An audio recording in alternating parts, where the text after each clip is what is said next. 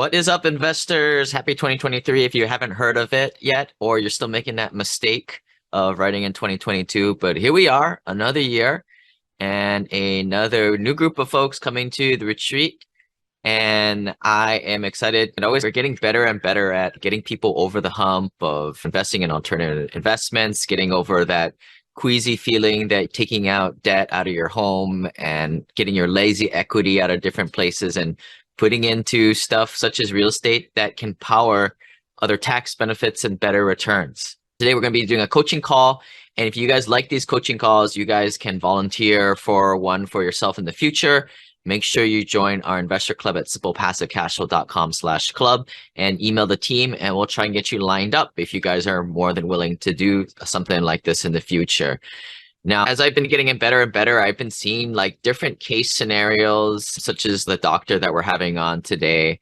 And, what I wanted to just briefly talk specifically today, and this probably fit in one of these categories. A lot of people here are first generation net worth. You weren't born with money. You weren't a trust fund kid. Now, maybe some of you guys are, and I look down our larger investor list. I think more than 800 of you guys have invested at least $50,000 with us thus far. And I would probably say less than maybe 5% are people who were born with more than $1 million net worth. So that means most of you guys out there are folks who've saved hard, worked hard, maybe put your money in the 401k, places you shouldn't have. And I think you're starting to learn what a mistake that was. It's all a transition. It's all part of the journey. And what I'm seeing is you have to have a high amount of W-2 or 1099 income, or in other words, ordinary income. And if you're a good investor, maybe you have some stocks, bonds, mutual funds, or playing around with that type of stuff, and you have portfolio income. Portfolio income, ordinary income, bad, right? Because passive income is what we want. Not only for the fact that it's passive, lay on the beach, mailbox money, but more in terms of taxes, right? Because when you talk about passive income can be offset with passive losses. PAL is what we call it for short. The new tax PAL fund that we have coming up, which you guys can get access to the info page through the member site, is going to give you guys passive losses so you can knock out those passive income and offset that. Now, for a lot of you guys, especially the people starting out, you have predominantly majority ordinary income. And you're trying to get to that point where you can have more and more of this ordinary income. And if you're watching the YouTube channel, you're seeing me put my two hands together and be a big kind of needle showing that majority is ordinary income.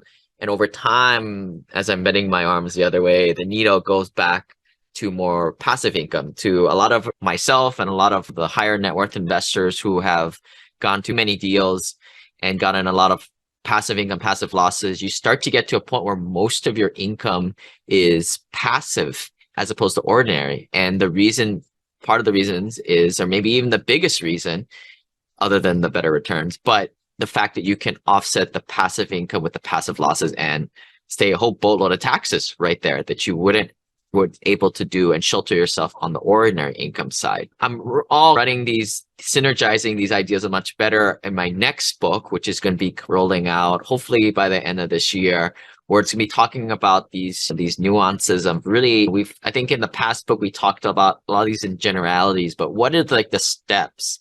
And real briefly, I'm going to be going over this before we go into the coaching call. What I'm kind of putting together here is this idea of there are different use cases here for different people in terms of a lot of you guys, just depending on your dual income household, some people are single and that's cool. But I would say the majority of our investor group are married with kids and have small to large families. And with the two people at the house, at least I don't think we have polyamorous folks out there. I've never seen people with more than 3-4 incomes. Some people joke that their rental properties or their syndications are spouses. But for the most part, there's two people kind of building widgets, right? Ordinary income, a lot of putting ordinary income into their income pile. And that's what you're going to need to do, especially when you're not a trust fund kid. You don't have a lot of money to begin with. You have to build your net worth to $1 million, $2 million. And I'm going to say loosely $2.5 million with a range of $1 million there, because this is the point where you're building that critical mass to be able to get over this hump And that's what I see is down now. Once you get to 2.5 million, you're coming downhill and you're going to hit that $4 or $5 million in game mark. But there are few use cases here. A lot of you folks, especially when you and your spouse are making about the same amount as high income earners, it makes more sense for you to both work your day job, not do rep status and burn the afterburners, hopefully, and at some point shut it off. And what we call this is I call this like the Ford Raptor big truck, you gas guzzler kind of scenario where you're working hard, making a whole bunch of ordinary income. You're also saving it to put to investments and put to the simple passive cash flow cycle. But you're paying a lot in taxes. And that's just how it is. When you have ordinary income, you're going to have to pay taxes on it. There's no way around it. When you have a big truck like that, you're going to pay a lot in gas.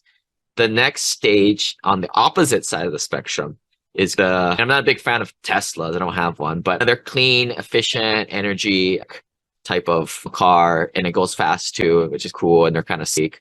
But in this analogy, what I'm going to pull from it is it's like switching over from like this gas going to electric. And what that is, it's like cleaner, efficient, seemingly, if you don't count all that damn coal, that battery, the lithium, charging up the lithium battery and all that stuff. But if you just look at it from the car point of view, if you follow me with this kind of loose analogy, or at least people who are more experienced, like I said, like myself, or people in dozens of deals, most of their income is passive. And that way it's very clean and efficient in terms of taxes, that their passive income is essentially wiped out by passive losses, or most of it is, and they don't pay that much in taxes. A lot of folks who've been investing, go look at your 8582 form. You probably have more than $250,000, $500,000 in passive losses. Some of you guys, $1 million or a few $1 million to spend in passive losses. And yeah, if you got around a lot of the other accredited investors that are doing this too, you probably scratch your head around and you're wondering, when am I going to pay any taxes, in fact? And you may never. And that's the Tesla kind of side of it, where it's electric. Now, for a lot of you guys, and this is where it really gets more personal finance, this is the Prius. And yeah, of course, the Prius is a much suckier car than the cool Ford Raptor, which I personally own, and a Tesla. But the Prius was the only car that I could think of that was a hybrid, where it uses gas and it also switches to electric. And this is a tough place for a lot of folks. Is maybe the incomes are disproportionate, where you have some guy who makes, some gal makes 200,000 and their spouse only makes 100. Together they make great salary, right? $300,000 a year, but it's a little bit disproportionate. And it makes sense for them to keep working, but maybe one or the two don't like their job. And there's kind of two case scenarios where maybe the higher income earning one, the person making $200,000 a year, doesn't like their job. And ideally they're the ones that they want to quit or go part-time first and go rep status. Now that is tough because they make more money. And oftentimes what I'll advise based on their personal situation, this is where nice to come to retreat, build a relationship, and I understand this, or you can learn this from your peers, which is why people join the family office group to synergize over these bigger concepts, or these less high level financial topics. It gets in more personal finance. And for these people, it may just mean to just suck it up, and you're the breadwinner and you're just going to have to keep working even though you don't like your job more than your spouse. And where it works better is in the opposite way around. For these Prius owners, all these are Prius owners, right? In the middle, in this like hybrid, they don't make too much, but you have a person who doesn't like their job making $100,000 a year, stop working, go part-time, or just quit working at all. Your breadwinner can carry your household. And this is where I think is a huge improvement in quality of life. Maybe that person can get rep status and now take down that barrier where you can use your PALs, your passive activity losses, to offset all your ordinary income. Now you're seeing why people are diving into our next tax PAL fund and using these things, and using a couple of synergetic strategies in two.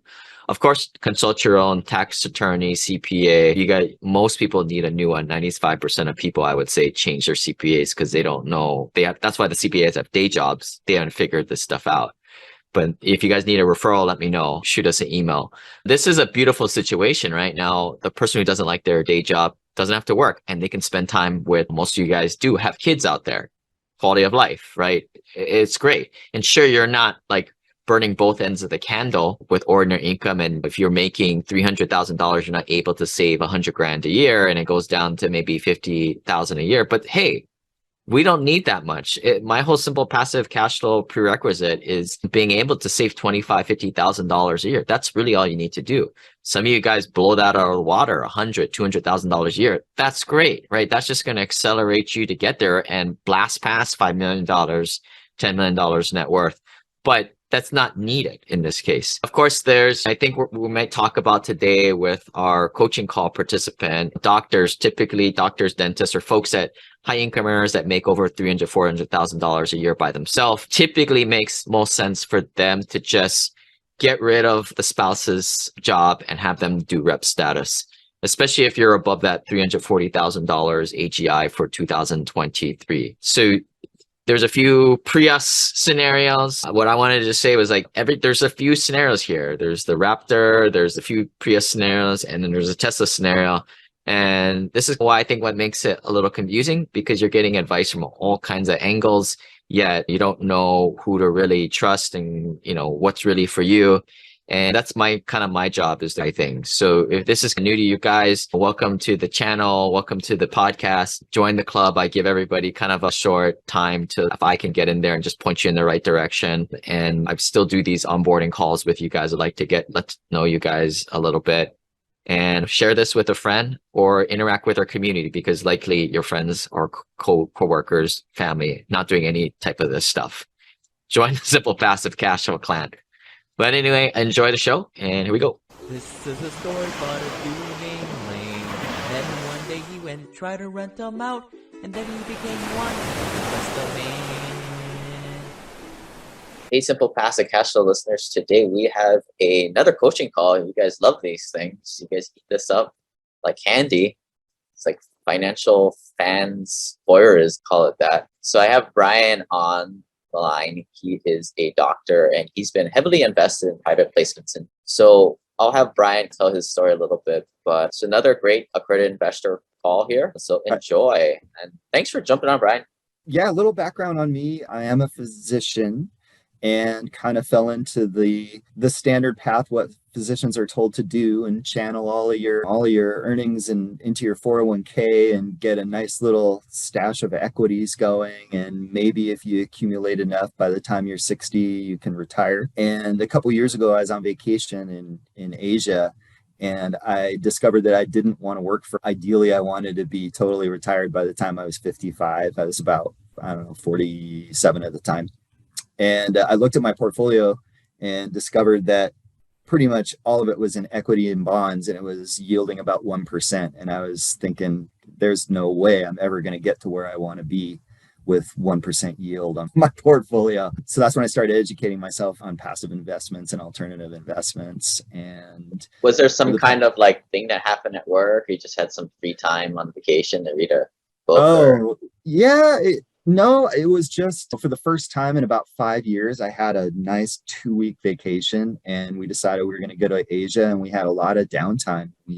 I kind of self-reflected and thought, I really like this relaxing stuff. I could get used to this. Could turn in my 80-hour work weeks for this, certainly. So yeah, I guess that was the epiphany. There's more to life than slogging it in the office 80 hours a week. Yeah. And you're married, you got kids? So I have a long-term partner. I have 2 kids. Daughter is a freshman in college and son is a sophomore, and got divorced about it's about 8 years ago now, and still paying some of that off. I have 2.5 years left of that, and then I'll be clear of that. So at this point in the game, are you doing... So let's just paint the story.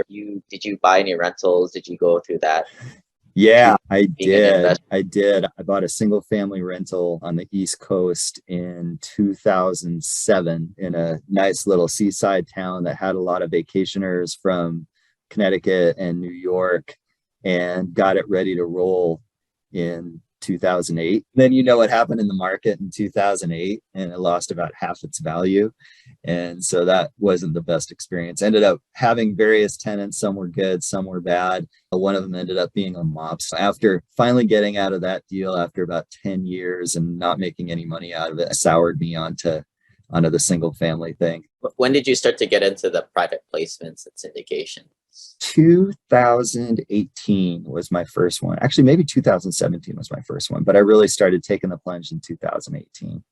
Okay. So that whole 10-year period, you just working the day job and managing your working the day job, shoveling everything I could into index funds and all that good stuff. Yeah, that's unfortunate. Would have been 1 or 2 years later, maybe it would have been different. Right. But yeah, right, I mean, but the syndications, thank God, because it's essentially the value add deals are doing what I would want to do if I was doing it myself. But there's teams of professionals that are doing it that are actually good at it. I know where my strengths are, and being a landlord is definitely not one of them. Being a property manager is definitely not one of them. Yeah, it only comes down to what your highest and best use is. Like you might be an 8 out of 10 in terms of being a landlord, which might be a hell of a lot better than the average Joe listing out there who's a 5.5 out of 10. Right. But because you're a 9.5 doctor making that hourly rate, it's just a no-brainer. You spend your time on what your highest and best uses, and you focus on that. So we're also showing on the screen here, if you guys check this out on the YouTube, and I would probably suggest heading over to YouTube channel for this one. Brand's got a plethora of different, all kinds of syndications and private placements. For what are you looking like? More than a couple dozen of these things, I think. I think it's up to 22. Yeah. Various investments between $25 to $100, $200,000 minimum. Take us through how did you first discover syndications, and what was your kind of first steps? Because this is the hard part, right? Like you hear about this mythical creature called private placements and syndications, where there's value add, there's cash flow. You don't do anything as a passive investor. You don't get debt in your name. You don't get the high liability, which is a huge deal for doctors. And it all sounds amazing, but you're stepping out into the abyss. How did you step forth into the probably the first thing I did is I found a community of people online, and they were vetting some investments, and I knew nothing, man. I knew absolutely nothing. I didn't know a debt fund from a syndication I knew absolutely nothing. And the people in the group said, hey, there was a triple N lease fund, which is basically a fund that takes over the leases for Walgreens and Rite Aids and Michael's stores and stuff like that. And you get like a monthly check every month. And that was probably my first swing. And I just went on because everybody in this community said, oh, it's great. It's great. It's great. And then they said, hey, this is a really good sponsor if you want to get into apartments. I'm like, oh, okay, cool. Except they're like stabilized Class A San Diego type apartments. And I didn't know anything about A, B, C, any of that at the time. So I just thought, oh yeah, these guys recommend it. That's good. So I jumped into that. And I still have that. And that's probably been my worst performing investment since I started. It's just the cash flow on that thing is like 1.5%, I think. Yeah. Class A, Class A in California doesn't cash flow. I saw a deal. I'm not going to say where it is, but it's near Disneyland. And I felt like I should put in $100,000 just so I can write off my trips to Disneyland. That's really the only reason why we do pop-up meetings when I go to Southern Cal or Northern Cal, so I can write off my personal trip. Know why you're investing, right? Yeah, you know? But I decided not. I didn't know why I was investing. Just going through this, I got into some more clubs and met some more people, and then I discovered value add, and the numbers of value add made so much more sense to me. It's okay, you take this property that this mom and pop wants to get rid of for $25 million, and if you can get it up to par, renovate it, get good tenants in, you can make it just like that. You can force the appreciation of $35 million, and boom, you have an instant return right there. So the numbers of that made sense to me. So I was like, okay, I gotta find some more of these deals. So did some trial and error and found a couple sponsors that I really like. I've been back to do a couple deals with, and there have been some shiny objects in there. I think I'm in like music royalties. I saw that. Yeah. I wouldn't recommend that. It's at least not in a taxable account. There are no tax advantages to music royalties, and that's been a stinker. But there's some life settlements. If I was going to do that, I want to invest in like specific songs as opposed. I think you did a fund. You did it in a fund, right? Yep. Yeah. There's no fun in that. No fun at all. No fun at all. And it's pretty funny too, because they send you like the list of the song that they bought rights to, and you're like, nobody listens to this crap. No one's listened to that in about 30 years. What are they doing? But that's probably what makes it a good investment, right? Like you're not gonna like a Beatles song or In Sync song, Backstreet Boys, that's gonna be A class. You're always gonna overpay for that stuff, like a sexy California Class A property.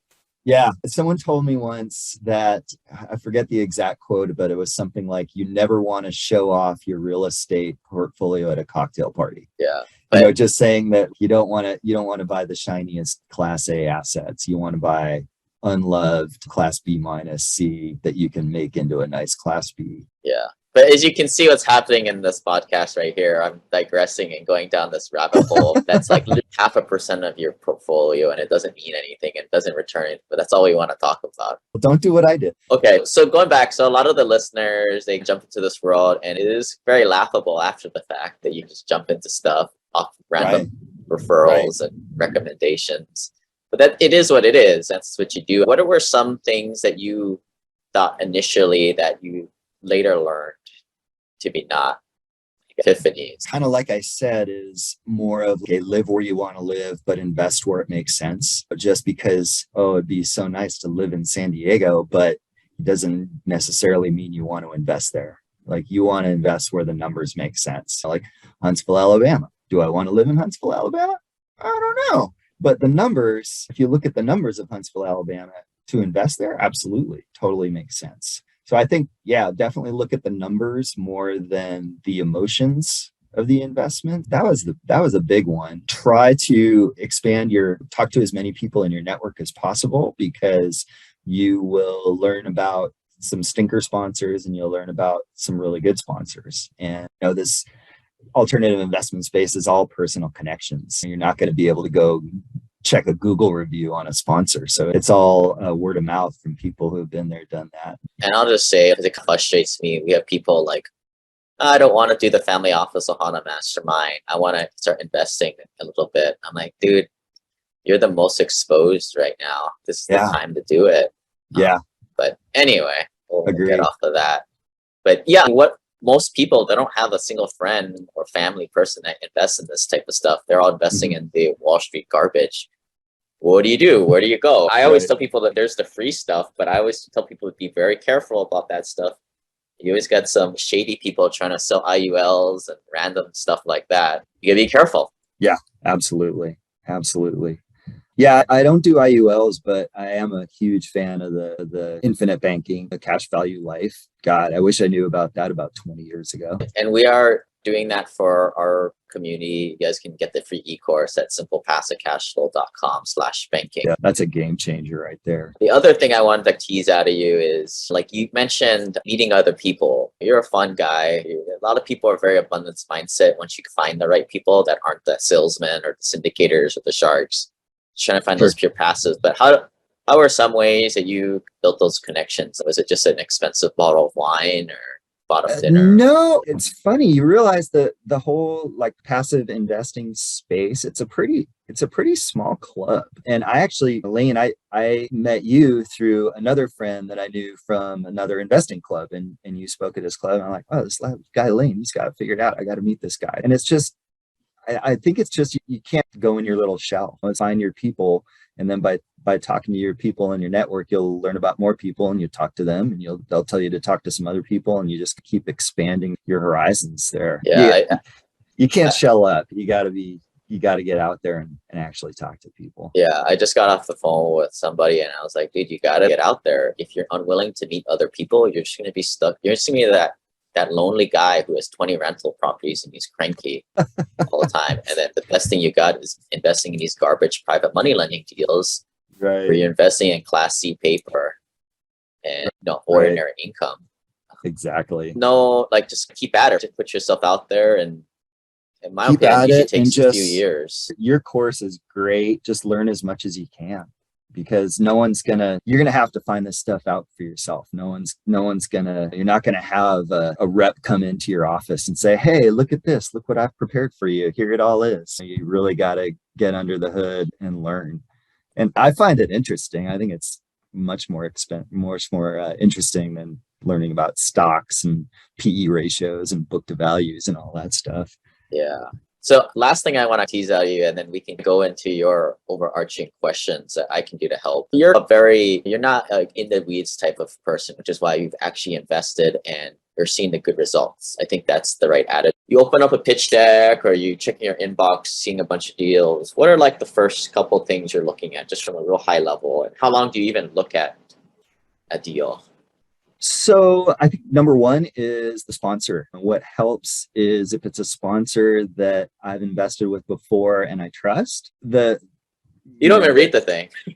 You got to read a little bit, but for the most part, it's okay. I know what I'm getting with this deal, so I can just skim over it. What if you? Yeah. So if I that's haven't, a tough one. So if it's, say, we're looking at a multifamily deal, first thing I look at is the market. Is it a market that I believe in? Is it something like a Phoenix or a Dallas or a Huntsville, or is it San Francisco? It's, do I even want to be in this market? So bird's eye view, look at the market. It's like, okay, is it the market I want to be in? Then I look at what kind of deal is it? Is it a class A stabilized asset type deal? Is it a super heavy value add, like a C minus they want to bring up to a B, or is it a somewhere in between? The kind of in between, like maybe C plus that they want to bring up to a B minus, or B minus they want to bring up to a B plus. I think that's a sweet spot as far as value add, and I do like value add as opposed to stabilized. I personally get scared on development deals just because I want to know that the money's going to come in sooner rather than later. Obviously, the returns are bigger and potentially in the development deals, but my sweet spot is the little value add. So then once I check those boxes, then I look at it and look at the numbers a little more and say, okay, they say that they're projecting a 17% IRR and 2% return on equity in 5 years and whatnot. How are the numbers going to make that work? So then I look at, and you always got to remember, you can only trust the pro forma so much. It's kind of like doing a medical study. You can make the data say whatever you want it to say. Again, goes back to the sponsor. If you know what you're getting, you can take the numbers a little more seriously than someone you never did. But still, I want to see what they're planning to do for the value add, what they're planning to do as far as rent increases, how much that's going to increase each unit, what that's going to do to the overall value going forward, what the debt service coverage ratio is, those types of things, like how many people are how many tenants can they lose before they can't pay the mortgage type thing. Break even point. Yeah. And the break even point and those types of things. And if it seems like it checks all the boxes, and take the next step, talk to the sponsor, see what they're all about, and go from there. Did you do my syndication e-course? You kind of, there's certain things in the numbers to look out for. I did. Yep, I did. You have to remind me which ones you're getting at, though. Like the reversion cap rate increases per year, the annual escalators for income expenses. Yeah, so rent increases per year, if they're projecting over 5%, I kind of have to look a little closer, say, really? Reversion cap rate, ideally, I like to see 1% above where they're buying it at. If it's a super hot market, it may go down to maybe 0.75. It'd have to be really compelling if they're presenting an exit cap rate that's 0.5 or less. I think that's bordering on speculation. So yeah, I mean, it's after you look through, if you just kind of, you get a sense of what you want to see in the big picture, and it's unconscious. You just go, it's, oh yeah, there's the cap rate, there's the excess cap rate, and it's comes with practice, I guess. You just got to do a bunch of them, and then you're like, oh yeah, that makes sense. Oh, that one smells fishy. Yeah. And then you parlay that in meeting other people, talking story about this type of stuff. Yeah, totally. Do you like those kinds of, you mentioned you like those class C plus high cash flow deals. You like those kind of deals that people do in like Memphis? They're a little bit more higher cash flow. I haven't done any Memphis yet. I'm looking at one in Indianapolis, and again, goes back to my markets. Like, I'm not real sold on Indianapolis for a market, but the cash flow in this one deal looks pretty good. So looking at the numbers, I kind of like to balance my portfolio. Kind of half of it is more of an appreciation play, like a heavy value add that doesn't cash flow a lot. And then the other half is we're looking at cash flow between 6 and 9% type thing. Still safe assets, just a little higher yield. Yeah. I haven't done Memphis yet. I was just curious, but I don't have any good reason why, and I'm open-minded, but it's a good example for folks. Like, this is where these are the conversations you have. I don't know when this podcast will release, but we're having the retreat in January. Probably have it again next year, but that's where you have those evening cocktail discussions, or if you're not a night person, that's where you have breakfast. People are encouraged to have informal breakfasts with each other, have these kind of conversations, and they just get your mind open to people's arbitrary, here's what I like to invest in my personal portfolio, whether it's right or wrong, just another viewpoint. Totally. Nobody is right. It's just at the end of the day, you're picking racehorses. Exactly. But what can I do to help, Brian? You think you've given the folks a lot of good information there. Yeah. One of the things looking at my portfolio is a little more than 50% of it is tied up in a solo 401k. And the problem with that is there's obviously no depreciation benefits to being in there. The cash flow doesn't really do you much good imprisoned in the solo 401k. And I would like to start getting that out. And I'm only 50, so it's 9 years before only. I like saying that. Yeah. It's 9 years before I can start doing it without penalty. And I know you've walked some people through how they can gradually exit the solo 401ks or the work 401ks and try to minimize the tax bite getting out of that. What's your... And by the way, I think you did this exactly the right way for your income level, whether you did it on purpose or not. But just for a review for some folks, guys can go to simplepassivecashflow.com/Q or P to read about this whole argument. But generally, you want to not invest in these retirement accounts because you don't get the passive activity losses to play different games on your tax. But the only reason why it makes sense is, number one, you have to have a high income. You're already in the highest tax bracket, which I'm sure Brian is already. Number two, you have to have a lot in your retirement. When I lot, more than $500,000 in there. If it's less, just take the sucker out. It's just going to befuddle and confuse your life. Simplify things. But what Brian did here, because he's been both those camps, essentially what he did is he punted. He put some stuff into these retirement accounts just to delay the taxes because he's already in the highest tax bracket once again. So, and here's the point where he's already got a proof of concept with these couple dozen deals, and he's looking for more capital to harvest. And now's the time that we can strategically take it out. So let's go to the questions here, Brian. Where approximately is your AGI? So this year... And you can make it up. This year, it's probably going to be 350K, but next year, I'm cutting back considerably. So my bet is next year it'll be somewhere around 200 to 250. Perfect. Must have been thinking about this. This is all coming to Right. play, right? When you're investing this much, idea is to quit your job at some point or to titrate down like how you are. So what you're having is this opportunity where you want to stay below the highest tax bracket. So anything when you go over 330, that's when you're in the red zone. So if you go down to 200, right, you could ideally leak out 130 every year. Okay. But before we go there, you're married, filed jointly. Actually, head of household. Okay. Yeah.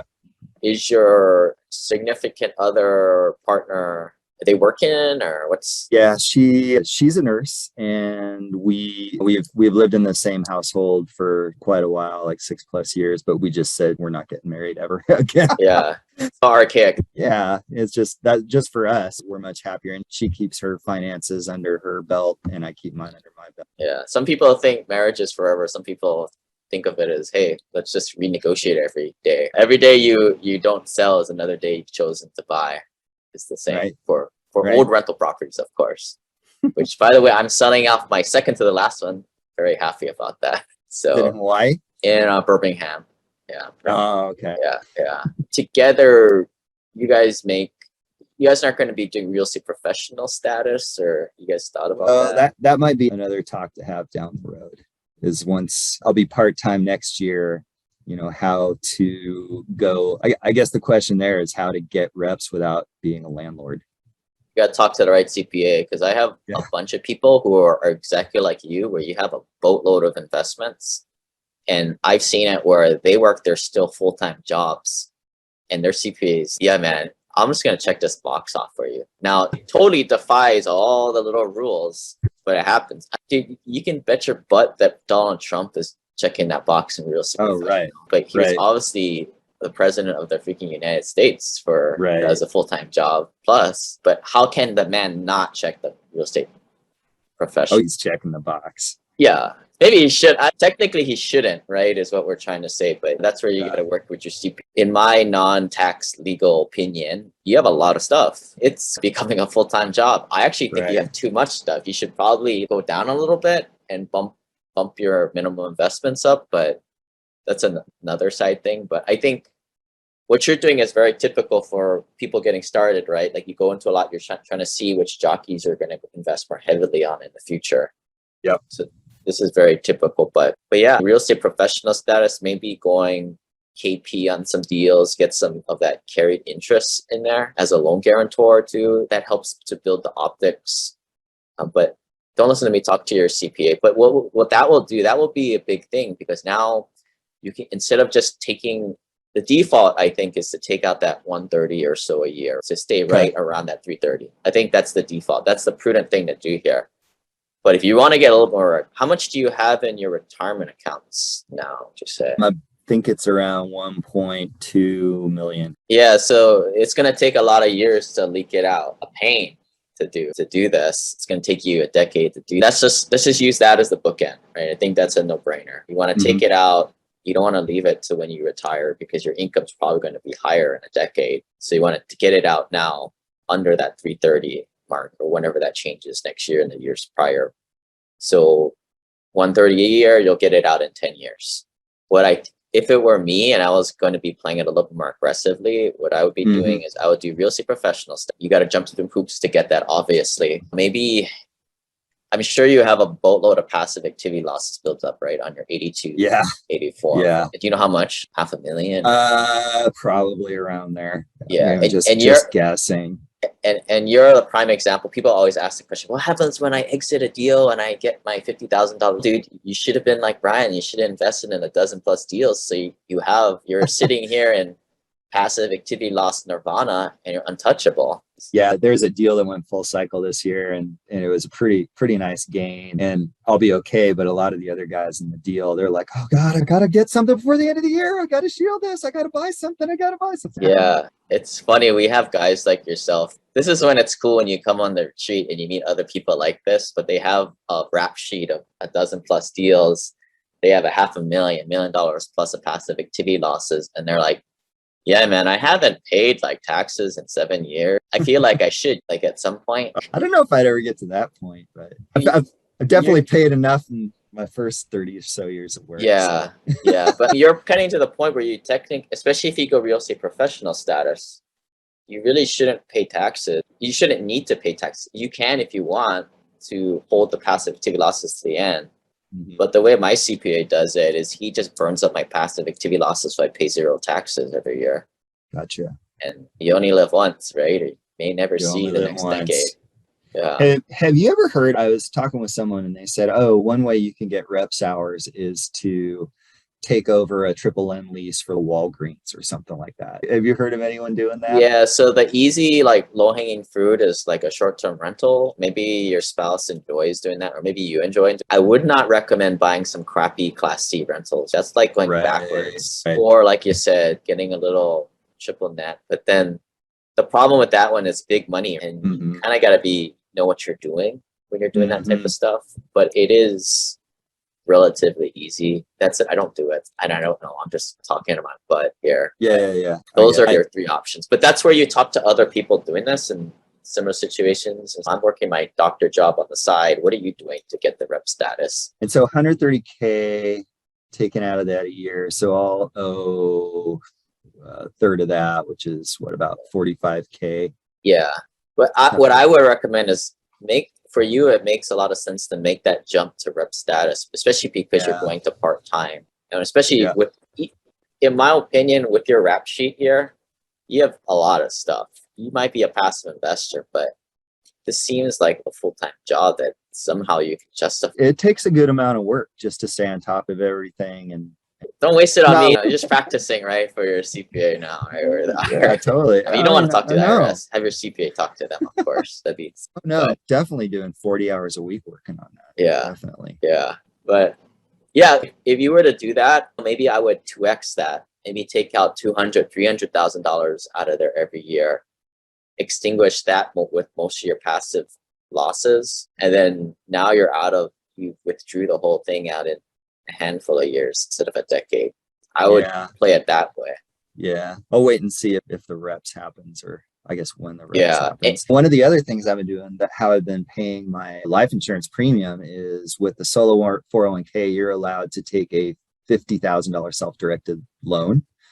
And so what I'm doing is I'm taking $50,000 out of that, just paying myself back in that. And then when it's time for tax premium, just taking that loan out again and paying it back. I still have to pay it back, but it's nice being able to pay yourself back. And stuff. Yeah, that's a nice little hack there. Yeah.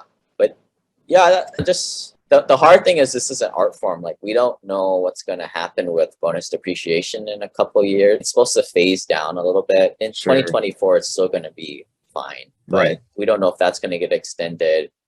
We don't know if you can use 100% of your losses to offset your income. We don't know if that'll be capped, like how like conservation easements are, oil and gas, where you're capped at like 30 or 50%. We don't know how the world is going to change with that type of stuff. So a lot of this is a risk and uncertainty, which is most people aren't comfortable with that type of stuff. And it's not an exact science, but that's why I would say, like, right now, there's a clear path on how to get it out in a few years if you're able to rep status, and I would take it before it closes up. That said, you could sit around for 3 years and something really, really way better could come down the road, but you've also missed out on deploying those funds too. Right. No, it makes so much more sense to have that not locked up in jail. It gives you so much more flexibility. And and when you crack those, open those retirement funds, then you get more passive losses from that. So it is a multi-dimensional. That's how I would play it. I would take it now or in the next few years with rep status. Start researching rep status more. And that's where I would really suggest meeting other people that are doing the rep status. Because now you have a specific target, right? You're trying to find those right people, the high income earner with disproportionate incomes where it's ideal. You're unusual where you're the high income earner, yet you're going part-time. Normally that doesn't happen. Right. Normally in other people's relationships, you just suck it up and go to work. And then the other person takes over the rep status in most cases. But where you do it all, man. I'm going to do it all. Yeah. Do it all. Yeah. make the money, bring it home, cook the bake, also do 750 hours of the side. That's right. Yeah. It's all in documentation. Yeah. Yeah. And any other questions you got or anything you want to talk through? I don't know. I think you said maybe I'm a little over diversified, but just going forward, what your bird's eye view of what I should be focusing on going forward. I love multifamily, but I think I'm about like 65, 75% or multifamily. And I'm trying to get in a little bit of self-storage here and there and a little bit of mobile home parks, but I don't know if there's any other directions you think I should be looking into. Yeah, just the fact that your percentages, you're probably a lot better than most people. Again, like most people who are new, they go into a bunch of stuff like the Las Vegas buffet, and they just go into all these random asset classes. In my opinion, that the way to do it is going deep with one asset class, learn the people, and then branch out as you find other passive investors. You're also investing in self-storage deals, office deals. I'll just say for myself, right? Like I'm an operator of apartments, so I know that a thing or two about that. Yeah. So yeah, I would say 80 to 90% of my stuff is apartments. Yeah. Vast majority, I don't know exactly, but when I go outside of my comfort zone, apartments, office, self-storage, mobile home parks, I want to invest with an institutional operator, especially when I'm not controlling my own destiny. Mm-hmm. No, everybody listening here are passive investors. You guys don't have the luxury of being behind the curtain on the operation side of apartments. So they take it for what it's worth.